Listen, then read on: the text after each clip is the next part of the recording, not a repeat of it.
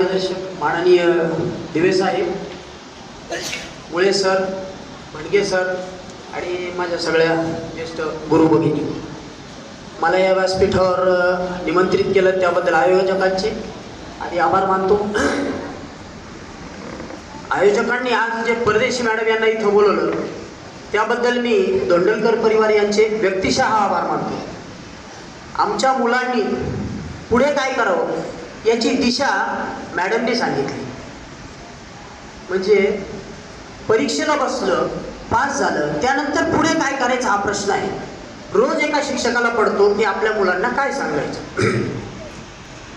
परंतु मॅडमने स्वतःहून सांगितलं की तुम्ही परीक्षेला बसलात तर तुम्हाला काय करता येईल, अडचणी किती येतील हेही त्यांनी सांगितलं। आपल्याला संघर्षातून उभं राहायचंय। मॅडमला स्वतः अडचणी आल्या, त्या संघर्षातून उभ्या राहिल्या। कोविडच्या काळात मुलींना असणारी परिस्थिती आपण जाणून होतो। एक विद्यार्थिनी आपल्या पालकाने सांगितलेल्या दिशेवरती, दिशादर्शनावर पाऊल ठेवते आणि त्यातून सांगते की आई वडील आपल्याला योग्य दिशा दाखवतात। ही खूप मोठी बाब आहे। परदेशी मॅडम स्वतः त्यातून उभ्या राहिल्या आणि आयोजकांनी त्यांना इथपर्यंत आणलं। पुन्हा एकदा त्यांचे धन्यवाद देतो। आमचे मार्गदर्शक यानंतर बोलतीलच, परंतु मागच्या वर्षी मी कार्यक्रमाला पाहण्यासाठी आलो होतो शिक्षक म्हणून। यावर्षी मी माझे गुणवंत 5 विद्यार्थ्यांना पुरस्कार घेण्यासाठी आलो आहे।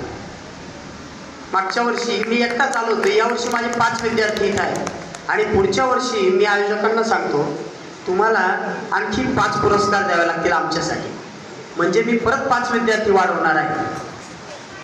बरं, मी फक्त 5च नाही वाढवणार, तर आणखी एक बाब सांगतो। मॅडमनी रिसोर्सेस हा शब्द वापरला। मुलांना रिसोर्सेस उपलब्ध आहेत, तर मी विद्यार्थ्यांना सोप्या भाषेत सांगतो रिसोर्सेस म्हणजे साहित्य। तुम्हाला मटेरियल उपलब्ध आहे। मटेरियल म्हणजे पुस्तक, गाईड हेच नाही, सांगणारी माणसं आणि सगळ्यात मोठा आहे तुमच्याकडे तुमच्या आईवडिलांकडे असणारा मोबाईल। या मोबाईलमध्ये तुम्हाला पाहिजे त्या सगळ्या प्रश्नांची उत्तर आहे। मागच्या वर्षी यातनं प्रेरणा घेऊन एक यूट्यूब चॅनल चालू केलं। योगाचं होतंच, ते तर लोक रोज जवळजवळ 1000 लोक त्यावर पाहतात। सरांनी जो उल्लेख केला यूट्यूब चॅनल योगाचा आहे, त्यावर 1000 लोक रोज योग करतात। आणि दुसरी गोष्ट, जे शैक्षणिक चॅनल चालू केलं ते स्पर्धा परीक्षेच्या मार्गदर्शनाखाली त्या ग्रुपमध्ये 2000 विद्यार्थी आहेत। त्यांना डेली क्लास येतो। हा झाला रिसोर्स। रिसोर्स म्हणजे काय, मुलांना उपलब्ध असलेलं मटेरियल। आणि ही परीक्षा सुद्धा एक रिसोर्स आहे विद्यार्थ्यांना।